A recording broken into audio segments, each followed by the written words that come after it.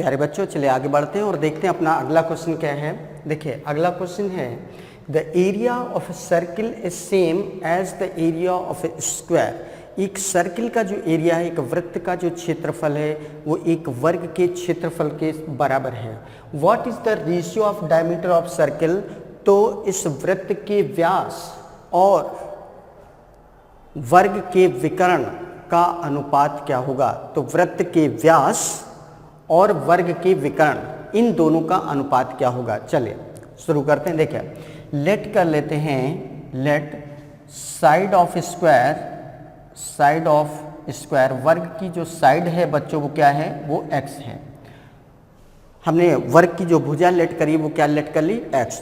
और लेट कर लो, let radius of circle is r, radius of circle is r। हमने ये लेट कर लिया कि वर्ग की जो भुजा है वो बच्चों कितनी है, वो x है, और जो वृत्त की त्रिज्या है वो क्या है, r है। तो कह रहे हैं कि द एरिया ऑफ सर्किल, जो सर्किल का एरिया है और जो वर्ग का एरिया है दोनों चीजें सेम हैं। तो अकॉर्डिंग टू क्वेश्चन सर्किल का एरिया बच्चों क्या होता है, then according to question, according to question, according to question, question के अकॉर्डिंग ये गिवन है कि एरिया ऑफ सर्किल, सर्किल का एरिया क्या होता है, पाई आर स्क्वायर, और वर्ग का एरिया क्या होता है, ये। Means according to question, question के अकॉर्डिंग ये दिया है कि वृत्त का जो क्षेत्रफल है और जो वर्ग का क्षेत्रफल है दोनों चीज़ें सेम है। तो वृत्त का क्षेत्रफल बच्चों क्या होता है, पाई आर स्क्वायर, और इसका स्क्वायर का जो एरिया होता है वो क्या होता है, एक्स स्क्वायर। तो इससे बच्चों आर स्क्वायर इक्वल क्या हो जाएगा, एक्स स्क्वायर अपॉन पाई। तो बताओ आर की वैल्यू क्या हो जाएगी, आर इक्वल हो जाएगा इसका अंडर रूट, तो एक्स स्क्वायर का अंडर रूट लेंगे तो बच्चों एक्स हो जाएगा, और पाई का अंडर रूट लेंगे तो अंडर रूट पाई हो जाएगा। हो जाएगा कि नहीं। तो हमें ये पता चल गया रेडियस क्या है सर्किल की, x upon root pi. Then diameter, then diameter, diameter बच्चों क्या होता है, रेडियस का डबल होता है ना, रेडियस का double means 2r, means 2x upon root pi, 2x upon root pi. तो हमें एक चीज पता चल गई कि जो डायमीटर है बच्चों वो कितना आ गया, 2x, डायमीटर कितना आ गया, 2x अपॉन रूट पाई। ये पता चल गया, एक चीज पता चल गई कि जो इस सर्किल का डायमीटर है, वृत्त का जो व्यास है वो कितना है, 2x अपॉन रूट पाई। अब बात कर लेते हैं विकर्ण की। Now diagonal of square, diagonal of square, diagonal of square, वर्ग का विकर्ण क्या होता है बच्चों, वर्ग का विकर्ण होता है साइड रूट 2। क्या होता है बच्चों, साइड रूट 2, और इसकी साइड क्या लिया है हमने, x, तो x रूट 2 ये हो गया। तो दूसरी चीज हमको ये पता चल गई। अब हमको बताना क्या था कि सर्किल का जो डायमीटर है और स्क्वायर का जो डायगोनल है, मतलब वृत्त का जो व्यास है और वर्ग का जो विकर्ण है, इन दोनों का अनुपात बताना था, और दोनों ही चीजें हमने पता कर ली हैं। Then ratio, then ratio between diameter of circle, diameter of circle, diameter of circle and diagonal of square, and diagonal of square, diagonal of square क्या हो जाएगा बच्चों, ये हो जाएगा आपका, देखिए ratio between diameter of circle, तो डायमीटर क्या है 2x, 2x upon under root pi, ये क्या है बच्चों, डायमीटर है सर्किल का। और डायगोनल ऑफ स्क्वायर क्या है, x रूट 2 है, ठीक है ना। रेशियो में जो चीज़ सेम होती है वो कैंसिल हो जाती है, तो x से x कैंसिल हो गया, तो कितना हो जाएगा बच्चों, ये आ जाएगा आपका 2 को क्या लिख सकते हैं, रूट 2 इंटू रूट 2 लिख सकते हैं ना, root 2 into root 2 upon root pi, ratio root 2। अब एक रूट 2 से एक रूट 2 ये कैंसिल हो जाएगा, ये क्रॉस मल्टीप्लाई में उधर आ जाएगा, तो क्या हो जाएगा, रूट 2 रेशियो रूट पाई। इस तरीके से बच्चों जो डायमीटर है और जो वर्ग का विकर्ण है दोनों के बीच में जो रेशियो आएगा वो कितना आ जाएगा, इस तरीके से √2/√π का आ जाएगा। ये था आपका क्वेश्चन। देखिए फिर से समझ लीजिए, हमने स्क्वायर की जो साइड लेट करी वो x है और रेडियस ऑफ सर्किल वृत्त की त्रिज्या हमने क्या लिया है, r है। वृत्त की त्रिज्या r है, वर्ग की भुजा x है। तो जैसा कि दिया था कि दोनों के क्षेत्रफल समान हैं, तो इसका क्षेत्रफल क्या होता है सर्किल का πr² और इसका एरिया क्या होता है बच्चों x²। दोनों सेम कर दिए तो r² इक्वल क्या आ जाएगा x²/π। तो r की वैल्यू x/√π। ये रेडियस आ गई। तो व्यास क्या होगा, व्यास बच्चों क्या होता है, इसका 2 गुना होता है, रेडियस का 2 गुना होता है ना व्यास, तो 2r हो जाएगा। तो 2x/√π ये क्या आ गया व्यास। और वर्ग का विकर्ण क्या होता है साइड √2, मतलब x साइड है तो x√2 हो गया। अब इन दोनों का अनुपात बताना था, ये व्यास हो गया, ये विकर्ण हो गया। तो 2x/√π रेशियो x√2। तो x तो ऐसे कैंसिल हो गया, फिर ये 2 था तो 2 को हम क्या लिख सकते हैं √2 × √2 लिख दिया अपॉन √π इक्वल रेशियो √2 पहले से यहाँ पे था तो √2 से √2 कैंसिल हो गया तो क्या आ गया √2 रेशियो √π। ये था आपका रिक्वायर्ड रेशियो। इस तरीके से क्वेश्चन था बच्चों, बढ़िया क्वेश्चन था, अच्छा क्वेश्चन था। तो उम्मीद करते हैं कि क्वेश्चन बहुत अच्छे तरीके से अब आपने समझ लिया होगा। तो चलिए इजाज़त दीजिए और हम लोग आते हैं अपने अगले प्रश्न पर। देखते हैं अपना अगला प्रश्न क्या है। चलिए प्यारे बच्चों आगे सॉल्व करते हैं अपना अगला क्वेश्चन और पढ़ते हैं पहले क्वेश्चन क्या है। ABC is a triangle. ABC एक ट्रायंगल है जहाँ पर AB इक्वल क्या है 5 centimetre, AC equal √41 centimetre and BC equal 8 centimetre. फिर कह रहे हैं AD is perpendicular to BC और AD जो है वो BC पर परपेंडिकुलर है। AD BC के लंबवत है, परपेंडिकुलर मीन्स लंबवत है। What is the area of triangle ABD? तो त्रिभुज ABD का एरिया क्या होगा। चलिए सॉल्व करते हैं, देखते हैं। ABC एक ट्रायंगल है तो ABC एक ट्रायंगल हम बना लेंगे। ABC ये बच्चों क्या हो गया एक ट्रायंगल हो गया A B एंड C। अब AB इक्वल यहाँ पर क्या है 5, ये बच्चों क्या है 5 सेंटीमीटर। AC इक्वल क्या है बच्चों ये √41 सेंटीमीटर है। BC इक्वल 8 सेंटीमीटर है, ये कितना है बच्चों 8 सेंटीमीटर है। AD is perpendicular to BC। अब BC पर हमने एक परपेंडिकुलर ड्रॉ कर दिया AD, ये क्या है ये D पॉइंट है। AD परपेंडिकुलर हो गया, परपेंडिकुलर मीन्स ये एंगल क्या होगा 90 डिग्री होगा। क्लियर है। चलिए अब बात करते हैं, देखिए ये ट्रायंगल ABC जो ट्रायंगल है इसमें ये साइड 5 है, ये √41 है, ये 8 है, मतलब सभी साइड्स डिफरेंट है। ये ऐसा ट्रायंगल दिया है जिसमें सभी साइड्स अनइक्वल हैं, असमान हैं। तो ये कैसा ट्रायंगल हुआ विषम बाहु त्रिभुज। और विषम बाहु त्रिभुज में जब शीर्ष A से, जैसे यहाँ पर वर्टेक्स क्या है A, यहाँ से जब इस पर लंब डाला जाता है तो वो ऐसा बिल्कुल ज़रूरी नहीं है कि बेस को मिड पॉइंट पर कट करें, ऐसा बिल्कुल ज़रूरी नहीं है। मतलब ये पार्ट कुछ हो सकता है, ये कुछ हो सकता है, ये मिड पॉइंट नहीं होगा, है ना। ऐसा ज़रूरी नहीं कि होगा, क्योंकि यहाँ सिचुएशन सभी ऐसे है कि सभी साइड्स अनइक्वल हैं, डिफरेंट है, तो मिड पॉइंट नहीं होगा। और जब मिड पॉइंट नहीं होगा तो ये पोर्शन कुछ होगा, ये कुछ होगा। तो चलिए हमने लेट कर लिया, लेट ये जो BD है मतलब यहाँ से यहाँ तक का जो पोर्शन है वो क्या है बच्चों x है। तो जाहिर सी बात है जो DC बचेगा, DC ये क्या होगा 8 - x होगा कि नहीं होगा। अगर BD x है तो DC इक्वल क्या होगा 8 - x। क्यों, क्योंकि BC पूरा कितना है बच्चों यहाँ से यहाँ तक ये कितना है 8 है और ये मिड पॉइंट नहीं है। जैसे कि हमने बताया मिड पॉइंट क्यों नहीं होगा, क्योंकि सभी साइड्स क्या है अनइक्वल हैं। क्लियर है। ये मिड पॉइंट तब होता है जब ये साइड और ये साइड क्या होती है इक्वल होती है, तब ये मिड पॉइंट पे कट करता है। बट यहाँ पर अनइक्वल है इसलिए मिड पॉइंट नहीं होगा। जब मिड पॉइंट नहीं होगा तो हमने लेट कर लिया कि यहाँ से यहाँ तक की जो डिस्टेंस है BD ये क्या है x है, तो DC मतलब यहाँ से यहाँ तक की जो डिस्टेंस बनेगी वो क्या बनेगी 8 - x। क्लियर है। चलिए अब AD को अगर हम ध्यान से देखें तो एक ट्रायंगल आपको इस तरफ दिखाई पड़ रहा है, एक ट्रायंगल इस तरफ दिखाई पड़ रहा है। इस ट्रायंगल में पाइथागोरस थ्योरम का यूज होगा, इसमें भी पाइथागोरस थ्योरम का यूज कर लेंगे। तो इससे जरा बताइए ट्रायंगल ADB में, इन ट्रायंगल ADB इसमें क्या हो जाएगा बच्चों AD² इक्वल क्या हो जाएगा ए डी स्क्वायर इक्वल हो जाएगा this square minus this square, तो कितना हो जाएगा 5 का स्क्वायर माइनस ये बी डी आपका क्या है x का स्क्वायर होगा, तो ये हो गया। फिर यही काम हम इस ट्रायंगल में कर लेंगे इन ट्रायंगल, कौन सा triangle, A D C, triangle A D C. यहाँ पर बच्चों पाइथागोरस थ्योरम का यूज करेंगे तो ए डी स्क्वायर इक्वल क्या हो जाएगा, this square minus this square, तो रूट 41 का स्क्वायर करेंगे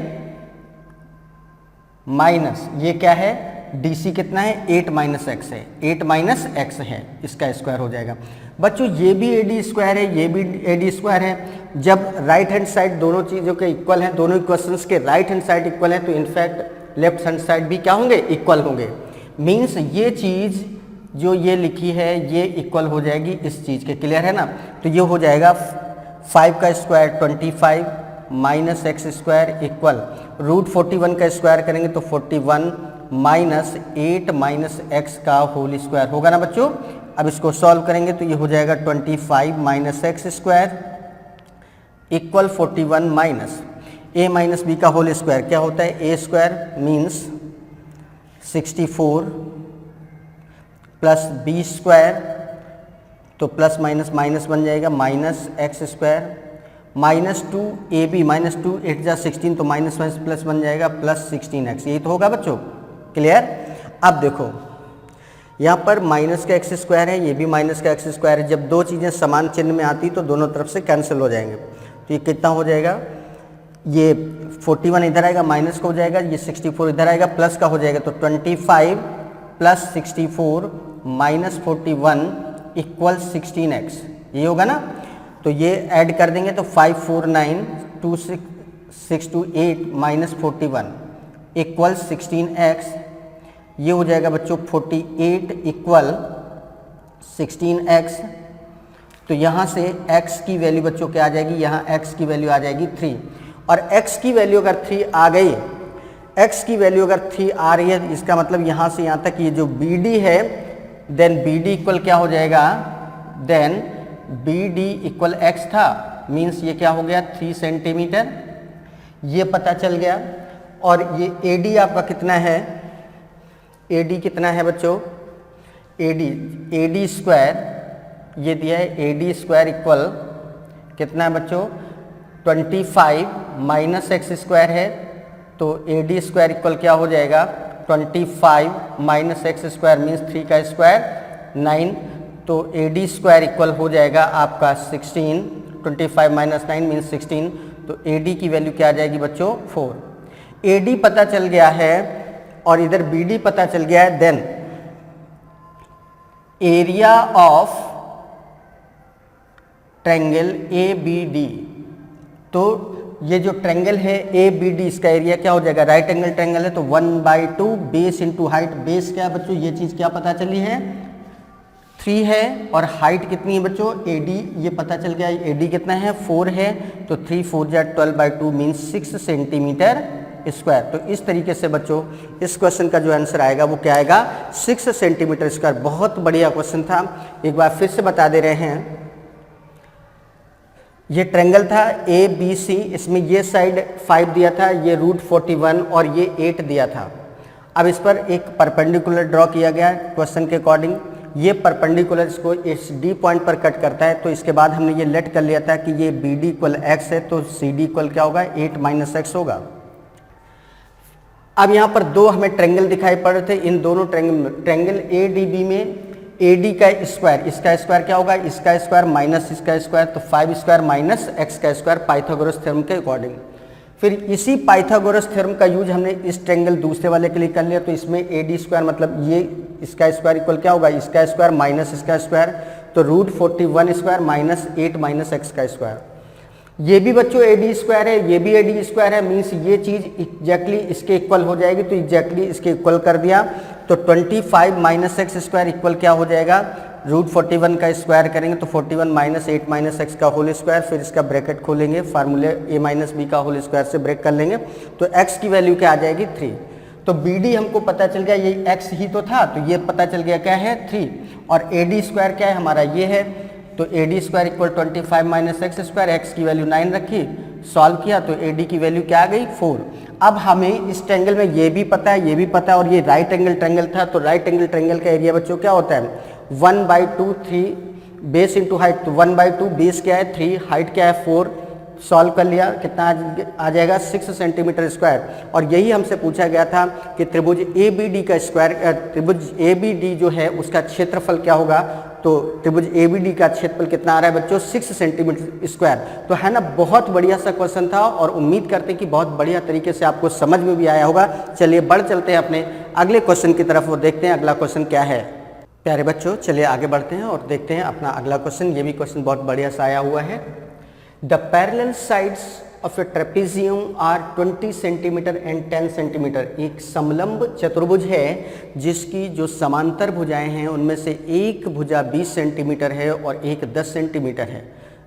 जो समांतर भुजाएं होती हैं उनमें से एक क्या है 20 सेंटीमीटर और एक क्या है 10 centimetre. And its non parallel sides equal to each other. और इसकी जो असमांतर भुजाएं हैं, दो भुजाएं ऐसी होती हैं जो समांतर होती हैं और दो भुजाएं ऐसी होती हैं जो असमांतर होती हैं, वो एक दूसरे के समांतर नहीं होती हैं। तो जो असमांतर भुजाएं हैं जो एक दूसरे के समांतर नहीं हैं, वो कह रहा है इक्वल टू ईच अदर, उनकी लंबाइयां क्या है सेम है, एक दूसरे के बराबर हैं, पैरेलल नहीं है बट समान है। If its area is 180 centimetre square, इस समलंब चतुर्भुज का क्षेत्रफल क्या दिया बच्चों 180 centimetre square, then what is the length of non parallel sides. तो जो असमांतर भुजाएं हैं इनमें से प्रत्येक कितनी की है, कितनी की प्रत्येक की लंबाई कितनी है, ये बताना है। चलिए देखते हैं समलंब चतुर्भुज कैसे होता है बच्चों। इस तरीके से ये होता है ना, ये आपका क्या बन गया बच्चों समांतर चतुर्भुज ए बी सी डी। एक काम करते हैं, जैसे ये भुजा और ये भुजा एक दूसरे के समांतर है, तो इसमें से एक ये क्या है आपके 20 सेंटीमीटर है, ये यहाँ से यहाँ तक बच्चों कितना है 20 है, और ये जो समांतर भुजा है ये कितनी है 10 है। तो इसको ऐसे अगर हम मिला दें इस तरीके से, ऐसे मिला दें बच्चों, तो ये 90 डिग्री होगा, ये भी क्या होगा 90 डिग्री, और अगर ये 10 है तो ये भी बच्चों क्या होगा 10 होगा, यहाँ से यहाँ तक कितना होगा 10 होगा ना। ए बी सी डी हो गया, इसका नाम लिख लिया ई है, इसका नाम लिख लिया एफ है। और बच्चों ध्यान दो, अगर ये यहाँ से यहाँ तक 10 है और यहाँ से यहाँ तक ये 10 हो गया और टोटल है कितना, टोटल कितना है बच्चों 20 है, तो ध्यान दो ये साइड और ये साइड दोनों इक्वल साइड हैं। तो इस ट्रायंगल में ध्यान दो, अगर इस ट्रायंगल की बात करें और इस ट्रायंगल, इन दोनों ट्रायंगल की बात करें तो इस ट्रायंगल में ये साइड इसके बराबर है और ये साइड इसके बराबर है। तो दो साइड्स, दो ट्रायंगल में दो साइड्स अगर बराबर होती हैं तो तीसरी साइड अपने आप बराबर हो जाती। किन्हीं भी दो ट्रायंगल्स में ध्यान दो पॉइंट पर, किन्हीं भी दो ट्रायंगल्स हैं उनमें से दो साइड्स अगर बराबर हैं, दो ट्रायंगल हैं दोनों में इसकी ये भुजा इसकी ये भुजा दोनों अगर बराबर हैं तो तीसरी भुजा अपने आप बराबर हो जाती है। तो वही चीज़ है, ये साइड इक्वल है, ये साइड इसके इक्वल है, तो जाहिर सी बात है ये साइड इसके इक्वल होगी, मीन्स ये साइड इसके इक्वल होगी। डी ई इक्वल क्या होगा बच्चों, डी ई इक्वल होगा एफ सी, होगा ना। अब बात कर लें, अगर हम यहाँ से यहाँ तक डी सी इक्वल कितना है, डी सी इक्वल क्या है डी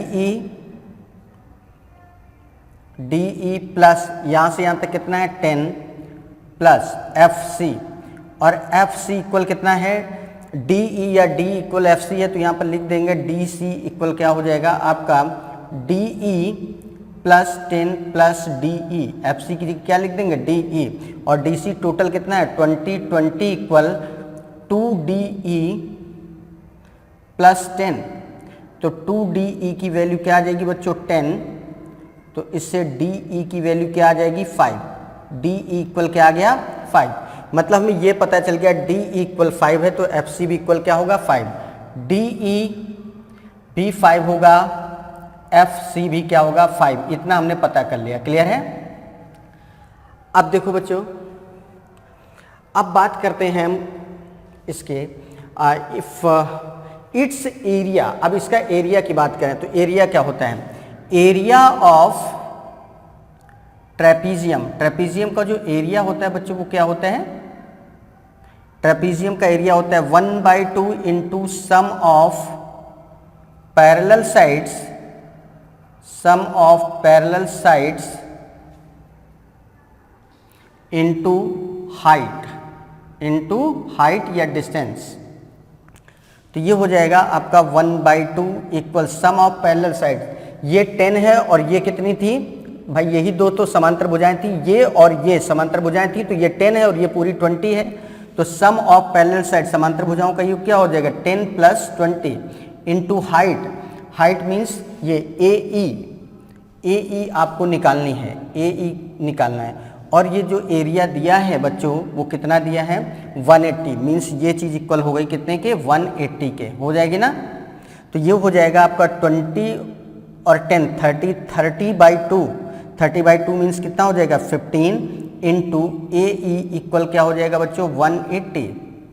तो ए की वैल्यू क्या आ जाएगी 180 डिवाइडेड बाई 15, 15 से डिवाइड कर देंगे तो ये आ जाएगा 12, मीन्स ए हमको पता चल गया क्या है 12।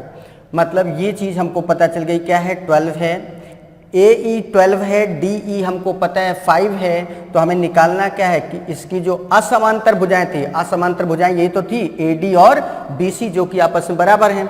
तो पाइथागोरस थ्योरम से इसकी हम लंबाई निकाल सकते हैं। देन क्या हो जाएगा in triangle, then in triangle, in right angled triangle, right angled triangle, कौन सा ट्रायंगल लेंगे AED, ट्रायंगल AED। इसमें इस समकोण त्रिभुज में इसका स्क्वायर इक्वल क्या हो जाएगा, इसका स्क्वायर प्लस इसका square, means AD square equal हो जाएगा बच्चों AE square plus DE square. और AE की वैल्यू हमें पता है, AE की वैल्यू बच्चों देखो ये क्या निकल के आई है, AE = 12 निकल के आया है। AE = कितना है, AE = 12 है ना, तो AE की वैल्यू 12 आ जाएगी और DE की वैल्यू क्या है 5। तो ये हो जाएगा आपका 12 का स्क्वायर प्लस ये हो जाएगा 5 का स्क्वायर AD स्क्वायर। तो AD स्क्वायर इक्वल आ जाएगा आपका 12 का स्क्वायर 144 प्लस 5 का स्क्वायर 25। तो AD स्क्वायर इक्वल आ जाएगा बच्चों 169। तो AD इक्वल क्या आ जाएगा आपका 13 सेंटीमीटर। और यही पूछा गया था। AD ही क्या है, असमांतर जो भुजाएं थी उनमें से एक भुजा है, तो अगर इसकी लंबाई 13 है तो इसकी भी लंबाई क्या होगी 13। तो इस तरीके से इस क्वेश्चन का जो आंसर आएगा बच्चों वो क्या आ जाएगा 13 सेंटीमीटर। क्लियर है ना। तो ये था बच्चों क्वेश्चन, बहुत बढ़िया क्वेश्चन था। तो यहाँ से समझ गए किस तरीके से किया गया है। एक बार फिर से समझ लेते हैं क्वेश्चन। समांतर भुजाएं एक 20 दी थी, एक 10 दी थी। तो ये एक समांतर भुजा, ये यहाँ से यहाँ तक ये 20 हो गया और ये क्या हो गया 10। इसके बाद ऐसे हमने मिला दिया, इससे सीधे लंब डाल दिया, इससे सीधे लंब डाल दिया, तो ये और इस तरीके से सिचुएशन बन गई। तो ये इधर 90 डिग्री हो गया, ये 90 डिग्री हो गया। अब बच्चों ये दोनों समांतर भुजाएं हैं, तो इस तरीके से अगर हम इसको ऐसे मिला देंगे तो अगर ये 10 है तो ये भी यहाँ से यहाँ तक क्या होगा 10, और ये 10 है, ये 10 हो गया। तो अब बात आती है कि जैसे इस दोनों ट्रायंगल की बात करें, इन दोनों ट्रायंगल में ये साइड इसके बराबर, ये साइड इसके बराबर, तो इन दोनों ट्रायंगल में ये दोनों साइड्स बराबर, तो तीसरी साइड अपने आप बराबर हो जाएगी। मतलब DE बराबर क्या होगा FC, जितना DE होगा उतना ही क्या होगा FC होगा। तो DE भी, तो अब देखो निकालते कैसे हैं, D कैसे निकालेंगे, DE = FC। ये तो पता चल गया कि जितना DE होगा उतना FC होगा। अब कैसे करेंगे इसको, काउंट कैसे करना है वो देख लो। DC यहाँ से यहाँ तक DC है ना, DC क्या है DE प्लस ये DC को अगर पूछा जाए तो आप ये तो बताओगे ये प्लस ये, तो DC = DE, और ये यहाँ से यहाँ तक 10 दिया है प्लस FC जहाँ लिखा वहाँ हम D लिख सकते हैं। तो DC = DE + 10 + D, तो इससे 2D की वैल्यू 10 आ जाएगी, तो D = 5, और DE = 5 है तो FC भी क्या होगा 5। अब इसके बाद हमने क्या किया है, इसने ट्रेपीजियम का जो एरिया दिया था 180 सेंटीमीटर स्क्वायर दिया था, और ट्रेपीजियम का जो एरिया होता है बच्चों क्या होता है 1/2 into sum of parallel sides into height. तो 1/2 सम ऑफ पैरेलल साइड्स मतलब समांतर भुजाओं का योग क्या है, एक समांतर भुजा 10 थी, एक समांतर भुजा 20 थी, दोनों एक दूसरे के समांतर भुजाएं यही तो थी, एक 10 और एक 20, दोनों को ऐड कर दिया, ए ई इनकी हाइट हो गई और इस तरीके से सॉल्व कर लिया तो ए ई की वैल्यू क्या आ गई 12।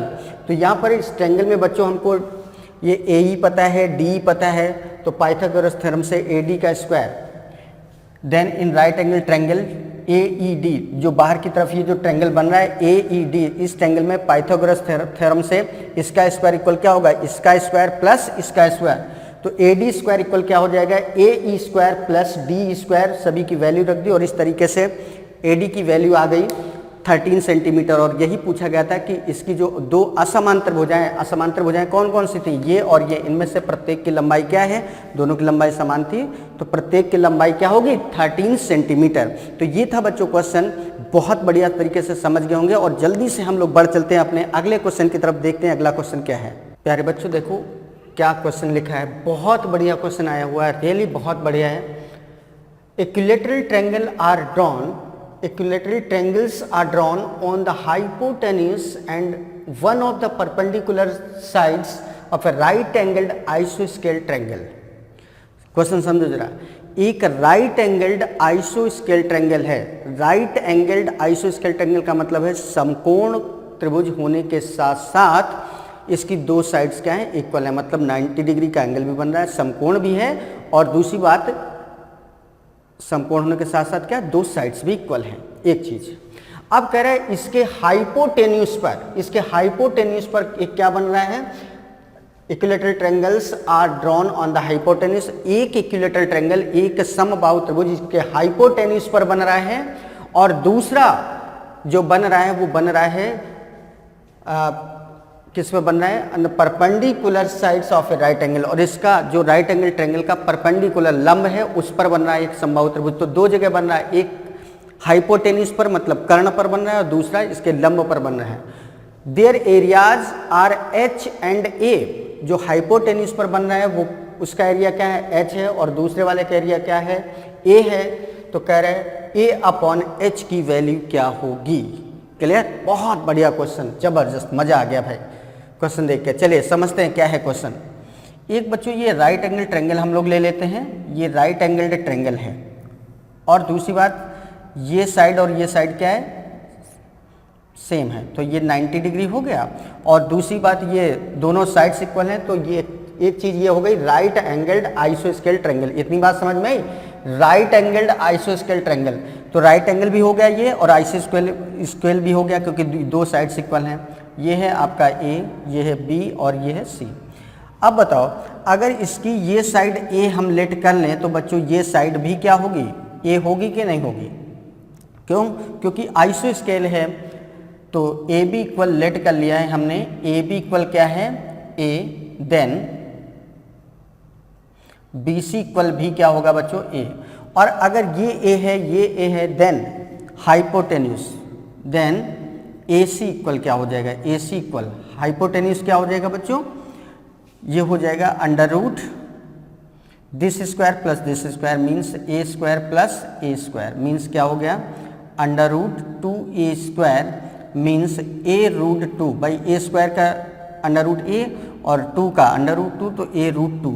तो ए सी की वैल्यू क्या आ गई बच्चों, ए रूट 2। मतलब ये जो साइड है हाइपोटेन्यूज हमें पता चल गया क्या है ए रूट 2, और इसी पर एक इक्विलैटरल ट्रायंगल बनाया गया है। इक्विलैटरल ट्रायंगल का मतलब जिसकी सभी साइड्स इक्वल हैं, सभी साइड्स इक्वल हैं। तो अगर एक साइड ए रूट 2 है तो हर साइड इतनी होगी, देन इसका area, then area of triangle whose each side is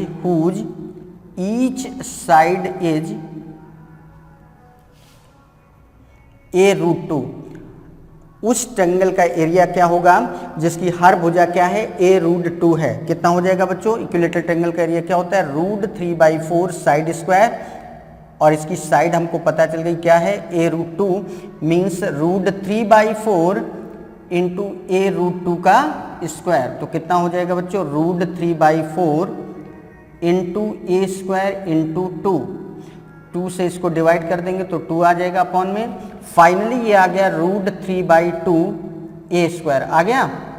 तो इसका एरिया बच्चों ये आ गया √3/2 ए स्क्वायर, और इसके एरिया को किससे प्रेजेंट किया गया है, एच से। तो एक चीज हमको पता चल गई कि एच की वैल्यू क्या आ गई बच्चों, √3/2 ए स्क्वायर। क्लियर।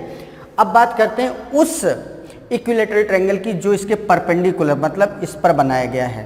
तो परपेंडिकुलर इसका क्या है, इस ट्रायंगल का परपेंडिकुलर इस त्रिभुज का लंब क्या है, ए। तो जाहिर सी बात है जब इस पर समबाहु त्रिभुज बनाया जाएगा तो उसकी हर साइड क्या होगी, ए होगी।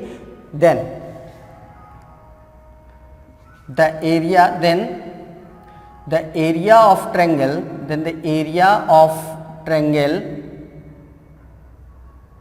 whose side is a क्या हो जाएगा, √3/4 side square. Side square means √3/4 side square means इसकी साइड ए है तो ए स्क्वायर।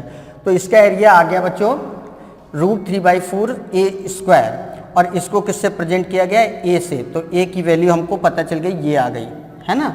अब ए और एच दोनों वैल्यू पता चल गई। देन यहाँ पर हमसे क्या पूछा गया है, a upon h. Then a upon h is equal to होगा, ए की वैल्यू क्या आ रही है, √3/4 side square means a square, upon h की वैल्यू क्या आ रही है, √3/4 की जगह है √3/2 इंटू ए स्क्वायर। ये तो आ रहा है बच्चों। √3 से √3 कैंसिल, ए स्क्वायर से ए स्क्वायर कैंसिल, ये 2 ऊपर चला जाएगा, 4 नीचे आ जाएगा, मीन्स 2/4 मीन्स 1/2। तो ए अपॉन एच की वैल्यू क्या हो जाएगी बच्चों, ए अपॉन एच की वैल्यू हो जाएगी 1/2। तो इस तरीके से इस क्वेश्चन का आंसर बच्चों क्या होगा, 1/2। क्लियर है, था ना, बहुत अच्छा जबरदस्त क्वेश्चन था।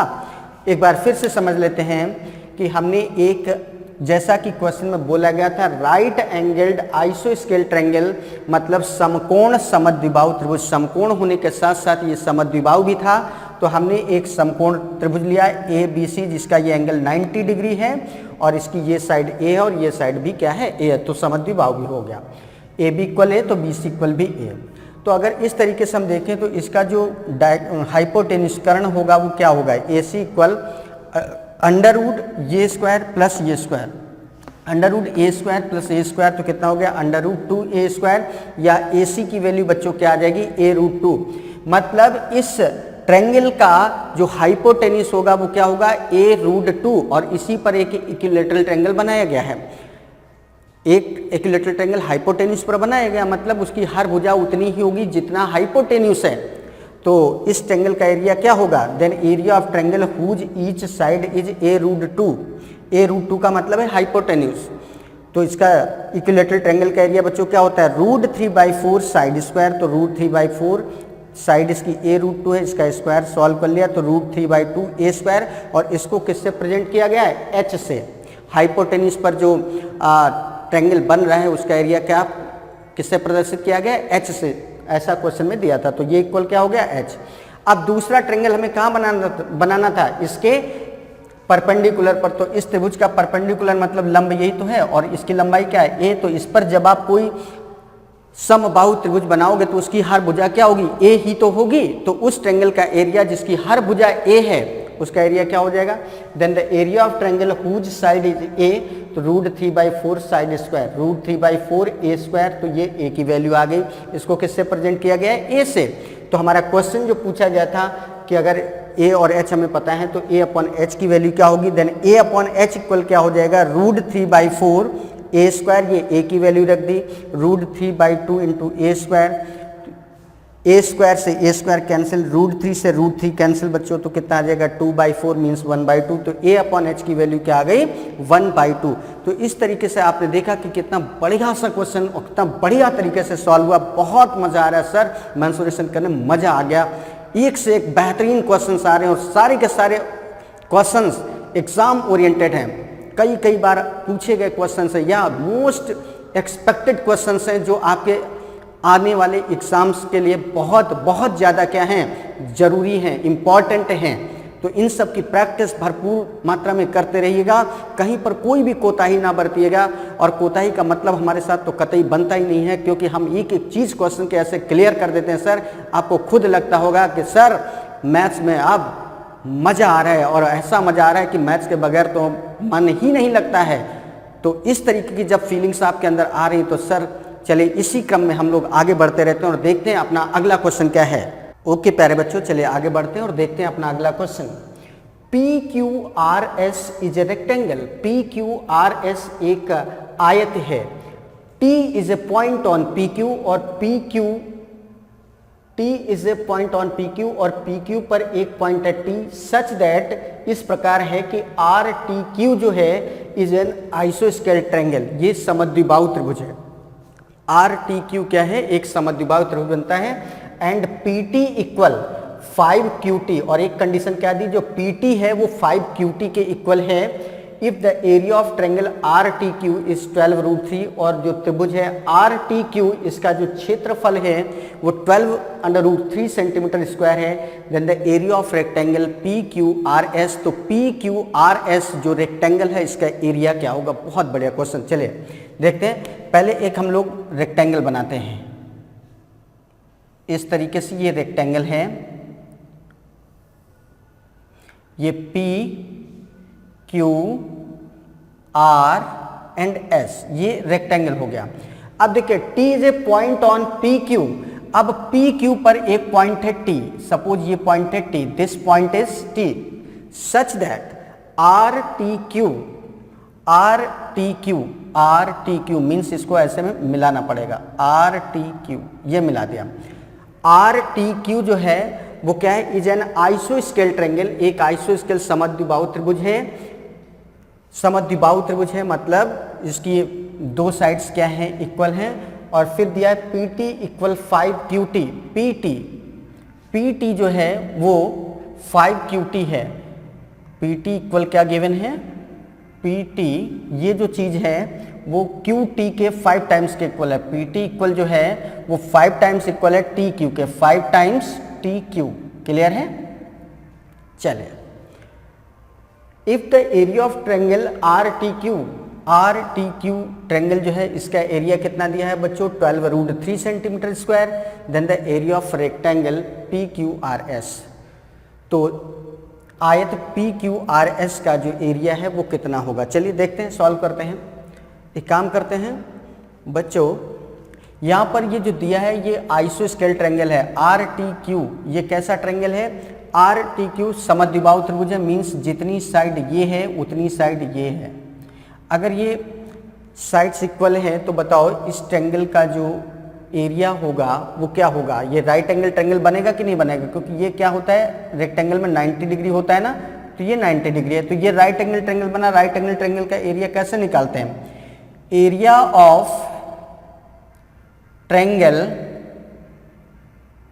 एरिया ऑफ ट्रायंगल कितना हो गया? RTQ इसका एरिया क्या हो जाएगा बच्चों? 1/2 base into height, base into height, तो ये हो जाएगा 1/2। बेस इसका क्या है बच्चों? ये है। हाइट क्या है इसकी? ये है। ठीक है ना?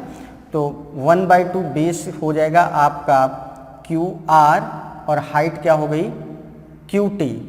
हाइट क्या हो गई? QT। सही है।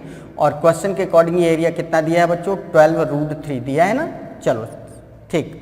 अब जितना QR है बच्चों उतना TQ है, तो QR की जगह हम TQ या TQ की जगह हम QR लिख सकते हो। तो ये कितना हो जाएगा? 12√3 इक्वल 1/2 इंटू QR की जगह क्या लिख सकते हैं? QR की जगह QT लिख सकते हैं। QR की जगह QT लिख सकते हैं। तो QR जहाँ पे लिखा है यहाँ QT, और ये QT तो ऑलरेडी लिखा ही था। ये कितना हो जाएगा? 12 2 जा 24√3 इक्वल क्या हो गया? QT स्क्वायर हुआ ना बच्चों? QT स्क्वायर हो गया। अब QT स्क्वायर इक्वल क्या है? 24√3 हमको ये पता चल गया। QT स्क्वायर इक्वल हो गया आपका 24√3, ये चीज़ हमको पता चल गई। अब देखते हैं अगली कंडीशन क्या है। अगली कंडीशन हमारी क्या है बच्चों? इसके बाद उसने बोला था कि चले, फिर बोल रहा था जहाँ पर PT लिखा है वो 5QT, या QT जहाँ पर लिखा है वो 5PT हो जाएगा, PT/5 हो जाएगा। तो ये हो जाएगा आपका बच्चों कितना हो जाएगा? इससे QT²। तो इसको हम लिख सकते हैं बच्चों, इसको चलिए इसको यहीं पे छोड़ते हैं, अब आगे देखते हैं क्या हो जाएगा। QT², और इसका जो एरिया होगा बच्चों क्या होगा, एरिया ऑफ रेक्टेंगल PQRS, ये क्या होगा, ये होगा length into breadth, means PQ into QR, PQ into QR। भाई लेंथ ये हो गई, ब्रेड्थ ये हो गई, तो ये हो जाएगा आपका PQ इंटू QR। और PQ की जगह हम बच्चों क्या लिख सकते हैं, देखिए PQ क्या है, PT plus TQ, PT plus TQ, ये तो है, इंटू QR, ये हो गया। और PT इक्वल क्या है बच्चों, PT इक्वल 5QT है, तो यहाँ पे लिख देंगे 5QT प्लस QT, TQ या QT एक ही बात है, आगे पीछे है, QR इंटू क्या हो गया QR, तो ये क्या हो गया 6QT, 5QT plus QT, 6QT into QR की जगह हम QT लिख सकते हैं क्योंकि ये इक्वल था, तो कितना हो गया 6QT² हो गया। और QT² की वैल्यू बच्चों क्या है, 24√3 दिया है, तो QT² की जगह हम रख देंगे 24√3, तो ये हो जाएगा 6 इंटू 24√3, तो इसका आंसर क्या हो जाएगा 24 6 144√3 सेंटीमीटर स्क्वायर। तो इस तरीके से इस रेक्टेंगल का जो एरिया आएगा बच्चों वो क्या आ जाएगा 144√3 सेंटीमीटर स्क्वायर। इस तरीके से आपने देखा कितना बढ़िया सा क्वेश्चन था, और यही पूछा गया था। Then the area of rectangle PQRS का जो रेक्टेंगल है आयत है उसका एरिया क्या होगा, तो किस तरीके से हम लोगों ने यहाँ पर क्वेश्चन को सॉल्व किया हुआ है, तो ये था बच्चों। फिर से एक बार देख लो, PT इक्वल 5QT ये क्वेश्चन में दिया था, फिर एरिया ऑफ ट्रायंगल RTQ हमने निकाला है, क्यों, क्योंकि ये जैसे ट्रायंगल बन रहा था उस ट्रायंगल में ये साइड और ये साइड बराबर दी थी, ठीक है, तो 1/2 बेस इंटू हाइट कर दिया, और इसका एरिया 12√3 दिया था। 1/2 बेस इसका क्या है QR है, और हाइट क्या है TQ, तो ये लिख दिया। फिर जितना QR है उतना QT है, तो जहाँ पर QR लिखा था वहाँ पर हमने QT लिख दिया, और ये QT पहले से लिखा रहा, तो इस तरीके से ये 24√3 इक्वल QT² आ गया। QT² की वैल्यू 24√3 आ गई। अब हमसे पूछा गया था एरिया ऑफ रेक्टेंगल PQRS, तो PQRS रेक्टेंगल का ये जो एरिया होगा, रेक्टेंगल का एरिया बच्चों कैसे निकालते हो, लंबाई इंटू चौड़ाई, यही तो करते हो ना। किसी भी रेक्टेंगल का एरिया निकालने का तरीका क्या होता है, लेंथ इंटू ब्रेड्थ, और लेंथ यहाँ पर क्या है PQ, ब्रेड्थ क्या है QR, तो क्या हो जाएगा PQ इंटू QR हो जाएगा। और PQ यहाँ से यहाँ तक हम क्या लिख सकते हैं PT प्लस TQ, तो PQ की जगह हमने लिख दिया PT प्लस TQ, और QR ऐसे लिखा रहा। अब PT इक्वल क्या दिया 5QT, ये वहां पर कंडीशन दी है, ये क्वेश्चन में दिया था ना, PT इक्वल 5QT ये दिया है, तो जहां पर PT लिखा वहां पर हमने 5QT लिख दिया, तो 5QT प्लस QT ये 6QT हो गया, इंटू QR की जगह QT लिख दिया क्योंकि ये भी दिया था QR इक्वल QT, तो ये 6QT² हो गया। और QT² की वैल्यू हम निकाल चुके हैं 24√3 है, वो वैल्यू यहाँ पर रख दी, तो इस तरीके से सॉल्व कर लिया, और इसका आंसर क्या आ गया बच्चों 144√3 सेंटीमीटर स्क्वायर। तो बहुत बढ़िया सा क्वेश्चन था, और बहुत बढ़िया से इसका डिस्कशन हुआ। उम्मीद करते हैं आपने एक एक चीज़ को यहाँ से बहुत बारीकी से, बहुत अच्छे से, बहुत आसान तरीके से सीखे होगे। तो चलिए बात कर लेते हैं अपने अगले क्वेश्चन की। अगला क्वेश्चन क्या है देखते हैं।